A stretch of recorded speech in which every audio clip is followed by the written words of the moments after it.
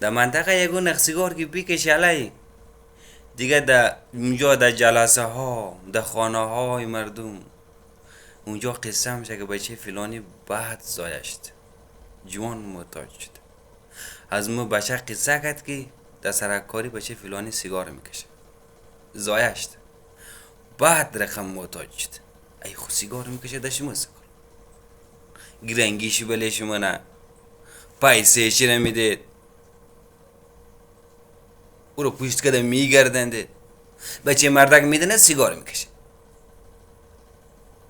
یک رقم